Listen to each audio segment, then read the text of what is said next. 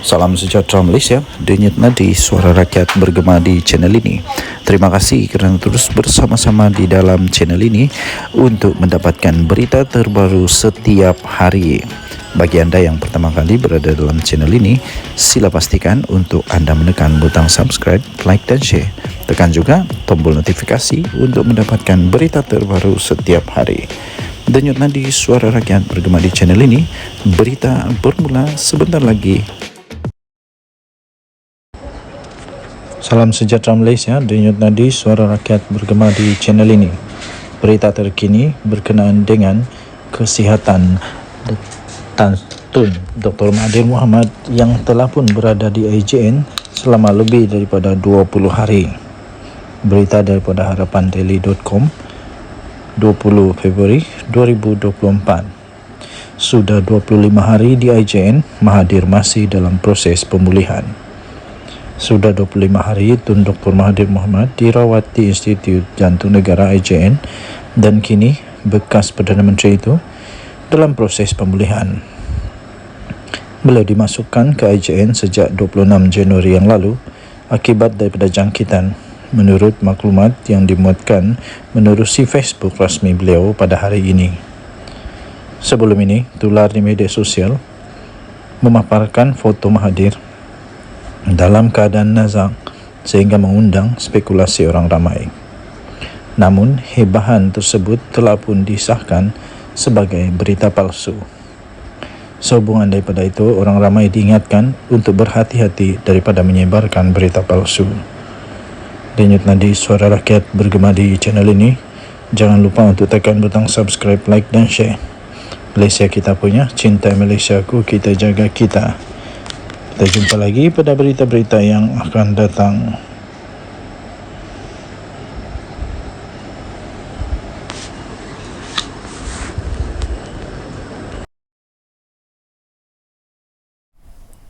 Salam sejahtera Malaysia, denyut nadi suara rakyat bergema di channel ini.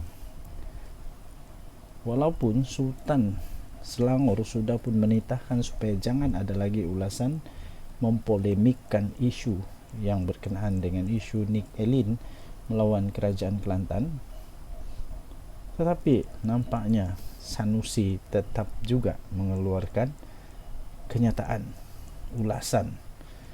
Saya pun tidak pasti adakah ini boleh disebut sebagai tidak ikut kepada titah diraja ataupun bagaimana. Saya pun kurang pasti, tetapi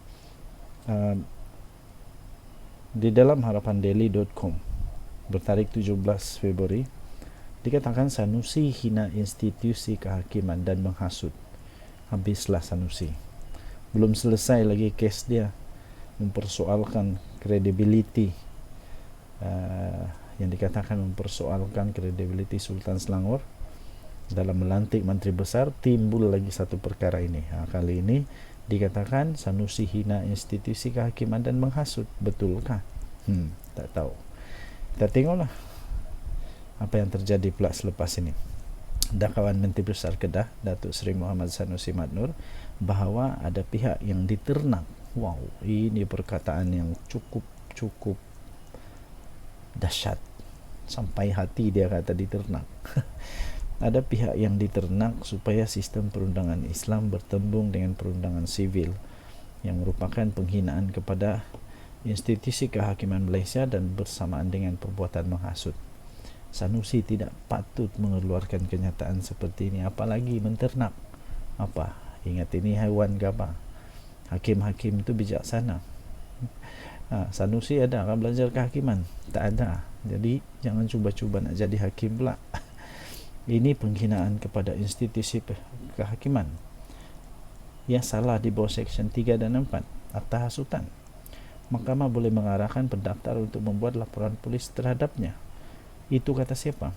Kata pengerusi kanun Dr. Zulkarnain Luqman ketika beliau dihubungi oleh Harapan Daily. Ini yang mengatakan ini bukan calang-calang. Beliau adalah pengerusi kanun Dr. Zulkarnain Luqman. Jadi beliau berkata Sanusi sebenarnya bila dia mengeluarkan kenyataan itu, dia sebenarnya sudah sedang menghina institusi kehakiman. Siapa Sanusi untuk buat begitu? Apa hak Sanusi untuk mengatakan perkataan menternak itu? Tak patut. Beliau berkata demikian sebagai balasan kepada tuduhan Sanusi. Sanusi mendakwa bahawa hakim-hakim yang ada sekarang diternak selama berdekad-dekad untuk mewujudkan pertembungan di antara undang-undang sivil dan undang-undang syariah. Sampai hati Sanusi kata macam begitu. Perkara ini timbul ekoran keputusan Mahkamah Persekutuan yang memutuskan bahawa 16 peruntukan di bawah enactment kesalahan jenayah syariah 2001 Kelantan adalah tidak sah selepas kes ini difailkan oleh peguam Nik Elin Zurina Nik Abdul Rashid ke atas Kerajaan Kelantan. Dr. Zulkarnain yang juga merupakan seorang peguam turut berkata bahawa dakwaan Sanusi itu merupakan satu cetusan pandangan Presiden PAS Tan Sri Abdullah Diawang yang dilantunkan semula. Beliau berkata ia lantunan semula apa yang Presiden PAS cakap. Pada 14 Februari lalu, Hadi mendakwa negara-negara Islam kehilangan integriti dengan mengekalkan undang-undang penjenayah. Katanya kini muncul kalangan hakim yang bijak sini, bukan bijaksana, yang kepala dan akalnya dipengaruhi oleh tulisan warisan penjajah, kata Abdul Hadi dalam catatan minda Presiden PAS. Hadi berkata demikian tanpa merujuk mana-mana kes khusus. Zulkarnain turut mempertahankan institusi kehakiman. Of course, kita kena pertahankan ini. Perlembagaan Malaysia harus dipertahankan. Bukan hanya Hadi Awang yang tinggal di dunia ini, bukan hanya Sanusi yang tinggal di Malaysia. Ada ramai rakyat Malaysia, 33 juta rakyat Malaysia yang perlu dipertahankan mengikut perlembagaan negara Malaysia. Hakim-hakim diwatikakan oleh yang di-Pertuan Agong pula tu, kata Dr. Zulkarnain. Dr. Zulkarnain kata hakim-hakim diwatikakan oleh yang di-Pertuan Agong dan mengangkat sumpah untuk mempertahankan perlembagaan seperti juga ahli parlimen. Mereka diberikan kuasa di bawah Akta Mahkamah Kehakiman 1964 untuk mentafsir pertikaian negeri dan persekutuan. Adakah dengan ayat dengan kenyataan daripada Dr. Zulkarnain ini menunjukkan bahawa sebenarnya Sanusi sedang juga mempersoalkan yang di Pertuan Agong, sebab hakim-hakim ini diwatikakan, diberi kuasa oleh yang di Pertuan Agong. Jadi siapa yang menternak sebenarnya yang dimaksudkan oleh Sanusi? Sanusi. Jangan pula lepas ini kamu membawa maksud yang boleh menggugat pula keamanan negara Malaysia. Ini tak betul. Jadi tuan-tuan dan puan-puan yang dihormati sekalian, Dr. Zulkarnain juga berkata mereka ni hakim-hakim ini bukan lantikan bidan terjun. Apa ingat siapa? Ketua Hakim Negara Tun Tengku Maimun Tuan Mat sendiri mendapat latihan di Universiti Malaya. Jadi siapa yang sebenarnya Sanusi persoalkan sekarang ni? Apa ada dengan Sanusi? Dia ada pelajaran tinggi macam boleh jadi lawyer ke? Beliau turut menjelaskan bahawa pertembungan yang berlaku sekarang bukanlah pertembungan di antara golongan sekular dan liberal lawan Islam. Tetapi beliau berkata pertembungan ini adalah pertembungan kuasa gubalan DUN dan parlimen.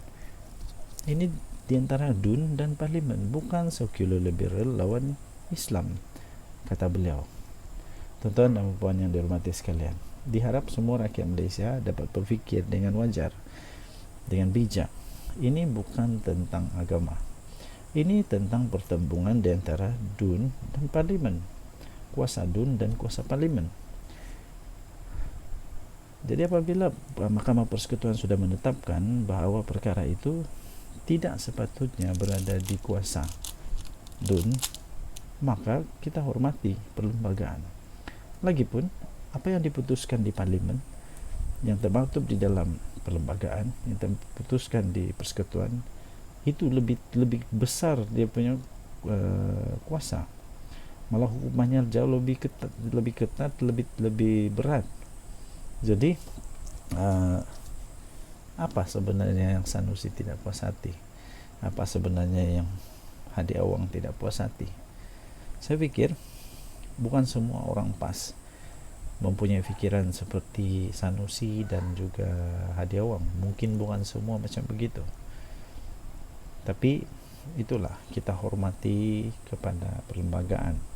Lagi pula Sultan Selangor sudah pun menitahkan, dan Baginda adalah ketua kepada hal ehwal umat Islam di Malaysia. Jadi Baginda sudah bertitah, hormati. Kita tunggu daripada majlis yang sudah dibentuk untuk mengkaji kompetensi. Sabar. Dan Nadi, Suara Rakyat bergema di channel ini. Bye bye.